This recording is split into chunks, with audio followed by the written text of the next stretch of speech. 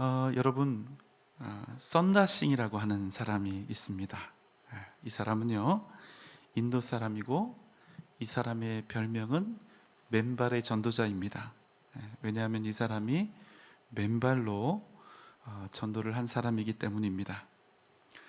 그는 사도 바울처럼 처음에는 기독교를 억세게 박해했던 사람인데, 그가 훗날 주님을 만나고 복음을 전하는 전도자로 자신의 여생을 다 바쳤습니다. 1904년 12월 18일 주님께서 그를 찾아오셨습니다. 그 후에 그의 인생이 달라졌습니다. 자신의 모든 것을 다하여, 생명까지도 다하여 그리스도께 바쳐진 삶을 살기로 한 것입니다. 어떻게 되었겠습니까? 만나는 사람마다 붙잡고 예수 그리스도를 믿으라고, 주님만이 생명의 길이라고 그렇게 외쳤죠. 그의 개종 소식은 곧 많은 사람들에게 소문이 났습니다. 당연히 힌두교 문화권인 인도에서 말로는 다할 수 없는 핍박이 그에게 찾아왔습니다. 동시에 수많은 사람들의 회유가 있었겠죠. 그러나 썬다싱은 자신의 믿음을 굽히지 않았습니다. 아버지와 가족들은 가문의 명예를 더럽혔다는 이유로 그에게 폭력을 가하고 침을 뱉고 학대했습니다. 한 상에서 같이 밥을 먹지도 못하게 했고, 개밥을 주듯이 음식물을 던져서 먹게 했습니다. 또 가족들과 함께 생활하는 것이 아니라 가축 우리에서 짐승들과 함께 생활하도록 했죠.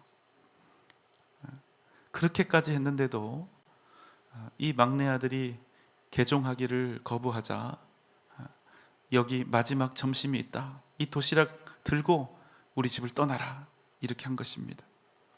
길을 가다가 이제 노중에서 도시락을 까먹습니다. 그리고 얼마 지나지 않아서 견딜 수 없는 고통이 그에게 밀려왔습니다.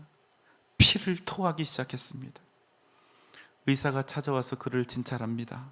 진단은 그가 독이 든 음식을 먹었으며 이미 너무 늦었기 때문에 살릴 수가 없다는 것이었습니다.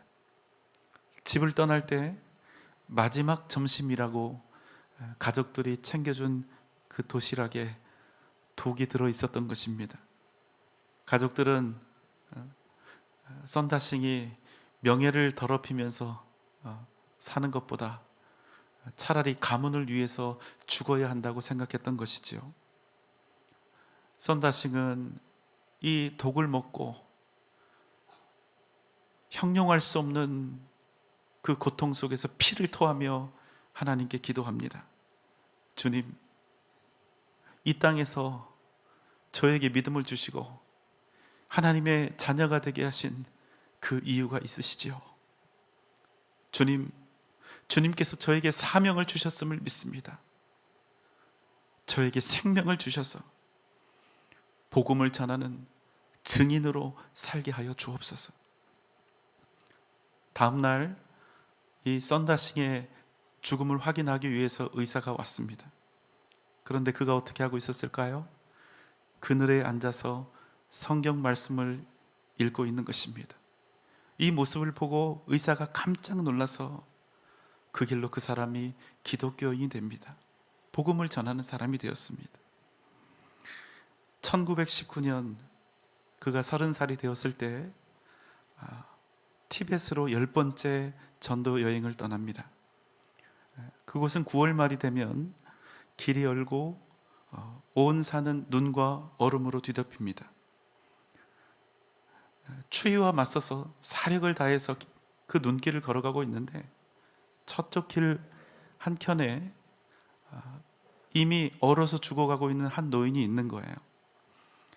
그가 동행하고 있는 사람에게 말합니다. 우리가 그 사람을 함께 메고 갑시다. 그러자 동행이 말합니다. 그렇게 하다가는 우리까지 다 죽소. 나는 살아야겠소. 그리고 혼자 매정하게 자신의 길을 갑니다.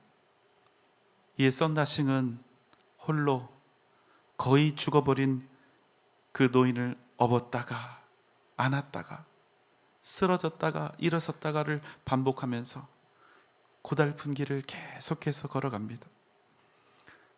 그러다가 얼마 지나지 않아서 또 길 한쪽에 얼어 죽어 있는 시체를 하나 발견하게 됐는데 누구였을까요? 불과 몇 시간 전 나는 살아야겠다 먼저 가버린 바로 그 사람이었습니다. 썬다신과 그의 등에 엎여 있던 사람은 서로의 온기를 주고받으며 추위를 견뎌낼 수 있었지만 홀로 길을 갔던 그 사람은 결국 매서운 추위를 이겨내지 못하고 죽음을 맞이한 것이었습니다. 여러분, 인생의 위기는 언제 올까요? 그것은 내 인생의 방향이 오로지 나를 향해 있을 때 옵니다. 내 인생의 목적이 오직 나의 유익, 나의 행복, 나의 기쁨, 나의 만족, 나의 안전에 맞춰져 있을 때 오는 것입니다. 내 손에 쥔 것, 내 것 외에는 아무것도 보이지 않고 나 외에는 다른 사람들이 보이지 않고 안중에 없게 될 때, 그래서 그저 나만 행복하면 되고 나만 안전하면 되고 나만 은혜로운 것으로 만족하게 될 때 우리 인생은 반드시 위기를 만나게 된다는 사실입니다. 여러분, 그저 돈이 없다고 우리에게 위기가 찾아오는 것이 아닙니다. 그저 관계가 틀어지고 내 건강이 악화되고 명예를 잃었다고 해서 우리에게 위기가 찾아오는 것이 아니란 말씀이에요.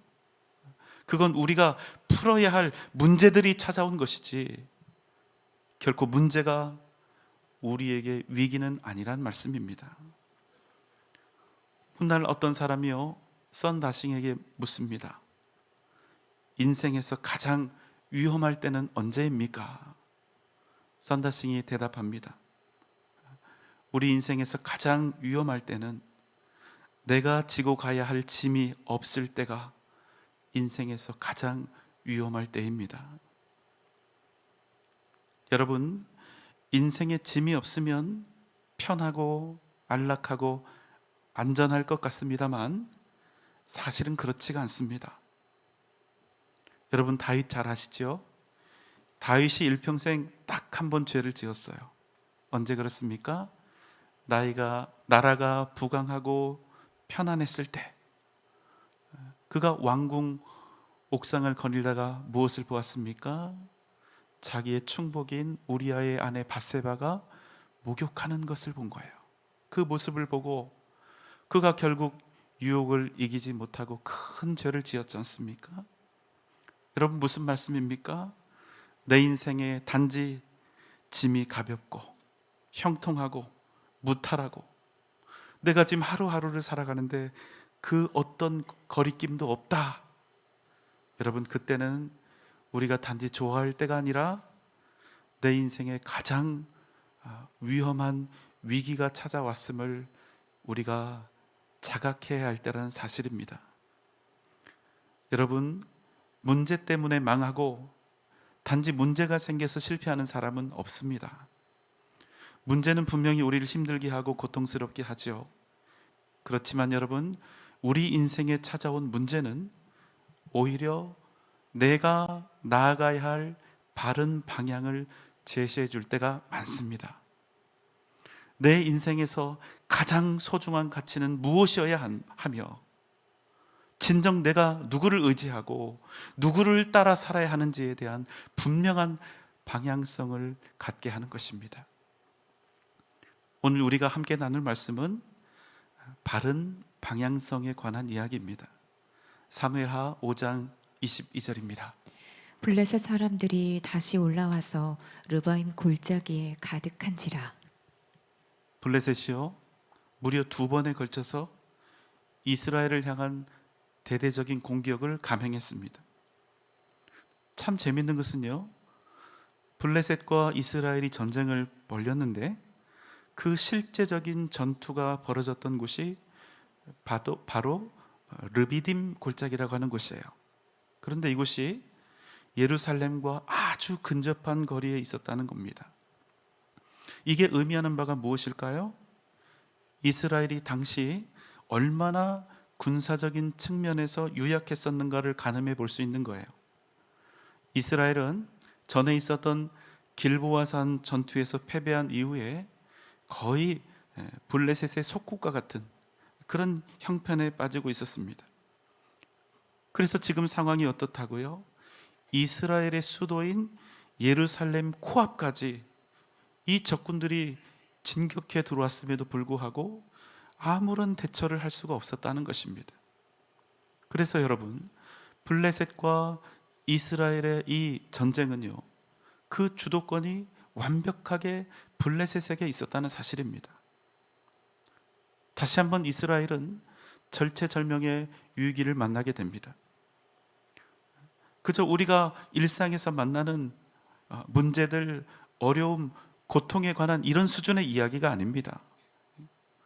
다시금 이스라엘의 심장부인 예루살렘이 적들의 소나기에 붙잡히게 된 것입니다. 이스라엘이라고 하는 한 민족이 완전히 말살될 위기에 처해진 것입니다. 여러분, 그래서 다윗이 어떻게 했을까요? 여러분, 다윗은 어떤 사람입니까? 다윗은 이스라엘 역사상 가장 위대한 성군으로 손꼽히는 사람이죠. 또한 다윗은 주님께서 정말 진심을 다해서 그는 정직하다, 내 마음에 합당하다, 그렇게 인정하시는 사람입니다. 열왕기상 15장 5절입니다.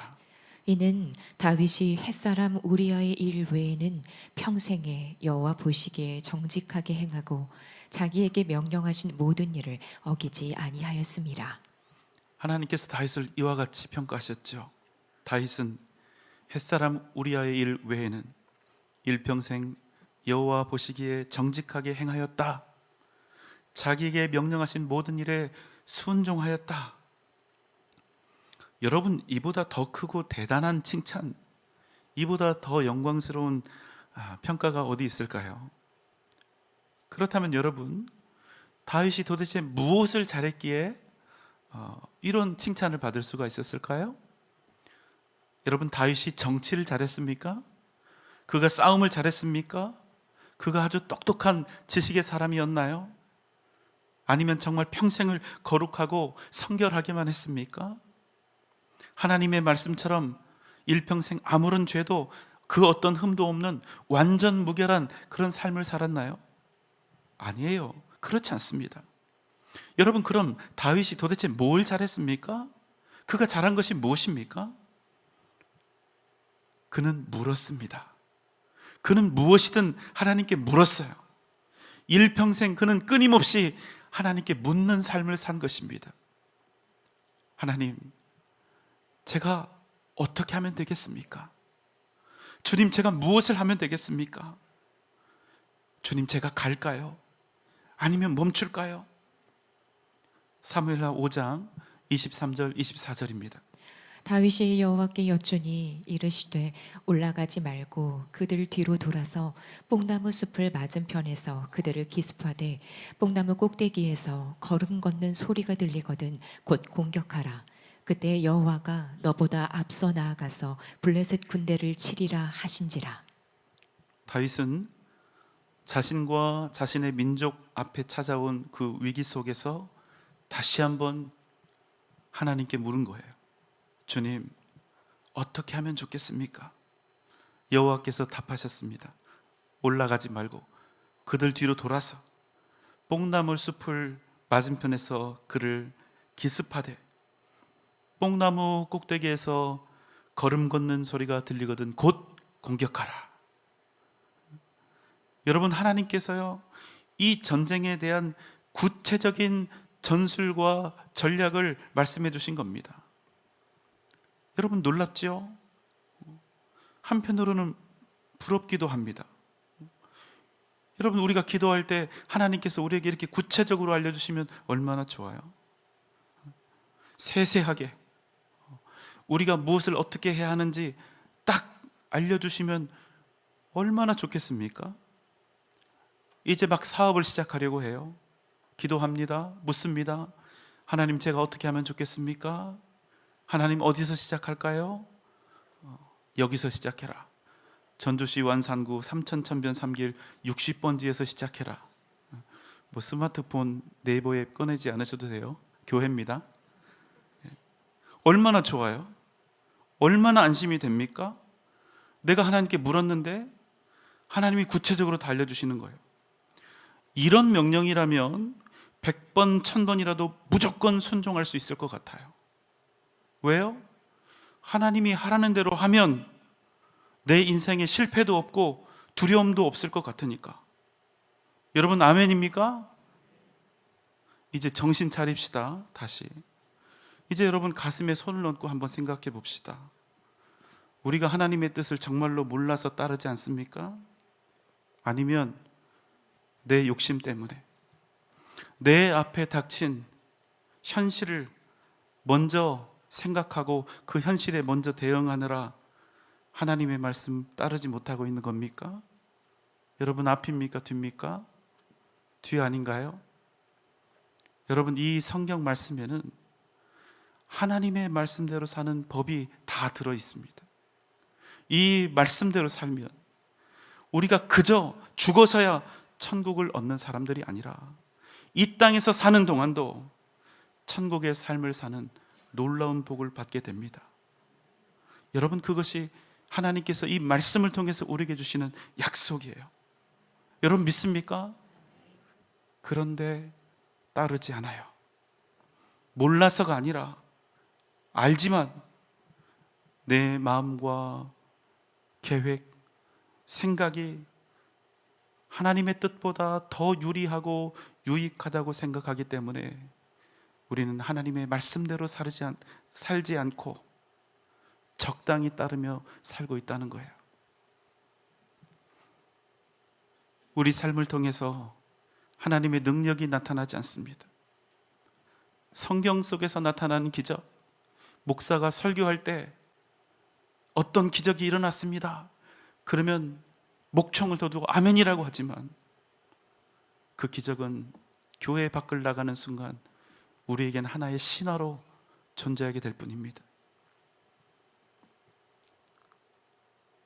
여러분, 우리의 믿음, 그 현주소를 봐야 되는 것입니다. 우리도 하나님께 묻습니다. 다윗만 묻는 거 아니에요. 안 묻는 게 아닙니다. 우리도 묻습니다. 그러나 여러분, 가만히 생각해 보세요. 우리가 하나님께 묻는 목적이 무엇인가? 온전히 하나님의 뜻을 따르기보다는 나의 뜻과 소원을 이루기 위해 묻는 것입니다.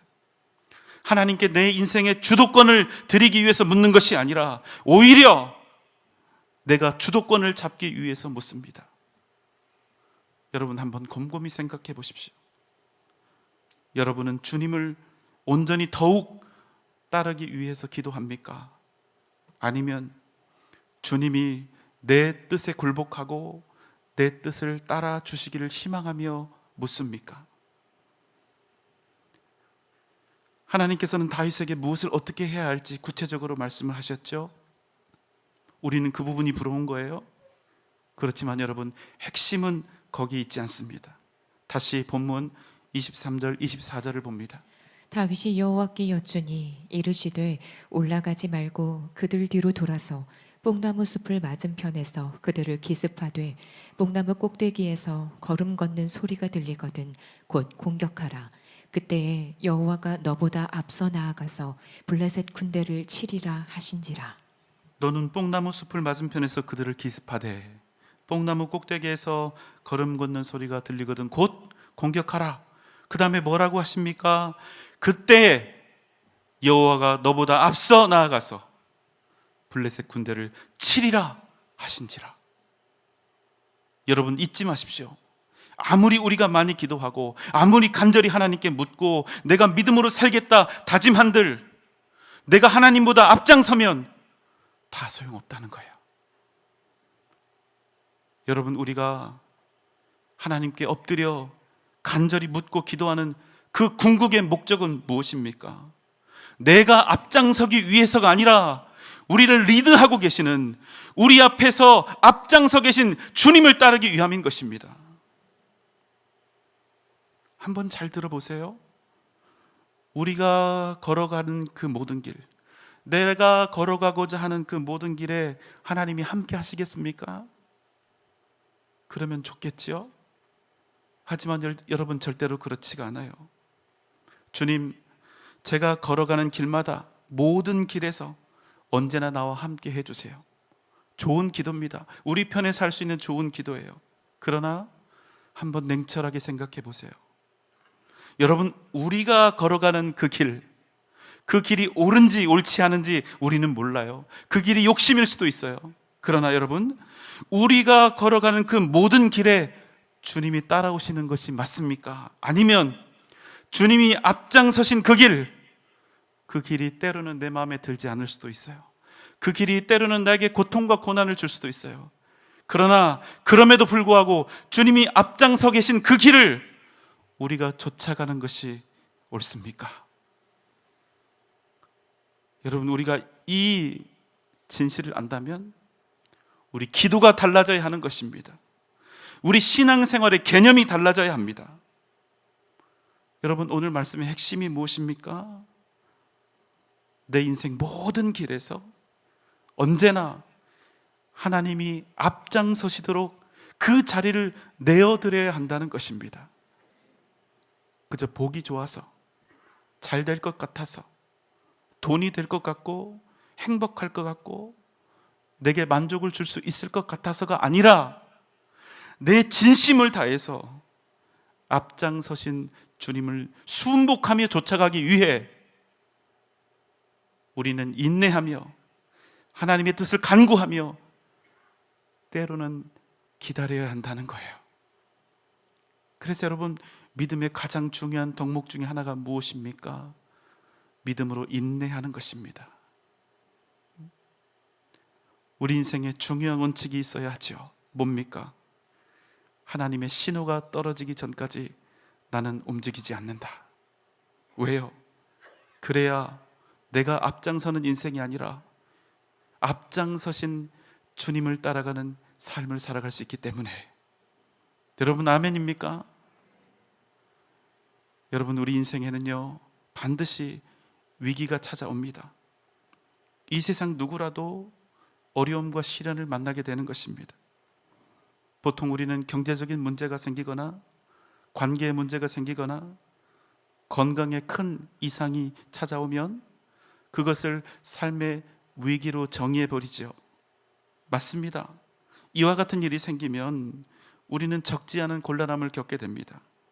그렇지만 여러분, 진짜 위기는 다른 데 있어요. 진짜 위기는 우리에게 닥쳐온 나쁜 상황들이 아닙니다. 그럼 무엇입니까? 우리 인생 가장 큰 위기는 내가 하나님보다 앞장서서 달리는 것입니다. 하나님을 나의 리더요, 나의 인도자요, 나의 주권자로 생각하지 않고 그저 내가 열심히 달려갈 때, 열심히 살아갈 때 내 인생을 보조하고 나를 도와주는 도우미 정도로 여기는 것입니다. 여러분, 우리가 그렇게 믿음 생활하고 있다면 그것을 과연 진짜 믿음이다 이렇게 이야기할 수 있을까요? 여러분, 이스라엘은요 지금도 그렇지만 작은 나라에 불과합니다. 사실 이스라엘은요 역사적으로 단 한 번도 부강했던 적이 없습니다. 그러나 다윗 시대, 지금도 마찬가지고 그 작은 나라는 주변의 위대한 대국들을 벌벌 떨게 하면서 찬란한 영광을 누렸다는 거예요. 도대체 어떻게 된 일입니까? 여러분, 기억하십시오. 이스라엘의 강함은 이스라엘 스스로에게서 나온 것이 아니라 그들의 걸음을 인도하셨던, 그들을 앞장서서 행군하셨던 살아계신 하나님으로부터 비롯되었다는 사실입니다. 사랑하는 여러분, 우리 인생의 방향이 어떠해야 합니까? 반드시 우리를 리드하고 계시는 주님을 따라야 합니다. 그것만이 우리 인생의 답이고 유일한 생명의 길입니다. 그것만이 능력의 길이고 우리가 영원한 승리와 영광을 얻을 수 있는 길인 것입니다. 부디 하나님의 주도권을 여러분의 인생에서 인정하시기 바랍니다. 자꾸만 앞서가려고 하지 마시고 앞장서신 주님을 따르십시오. 우리가 인생에서 어떤 상황, 어떤 환경을 만난다 할지라도 그 모든 문제를 풀어낼 수 있는 공통된 열쇠는 하나입니다. 무엇입니까? 무엇보다 먼저 하나님을 찾는 것입니다. 그리고 주님께서 그 길이 옳다, 합당하다, 의롭다, 그 길이 나를 기쁘게 한다, 바로 그 길을 따르는 것입니다. 그럼 여러분이 그 길을 걸어가고 있을 때 여러분은 이미 여러분 앞에 앞장서 걸어가고 계시는 주님을 만나게 될 줄 믿습니다. 오직 앞장서 행하시는 주님, 그 걸음을 쫓아 믿음으로 승리하는 복된 삶을 살아가는 저와 여러분 되시기를 주님의 이름으로 축원합니다.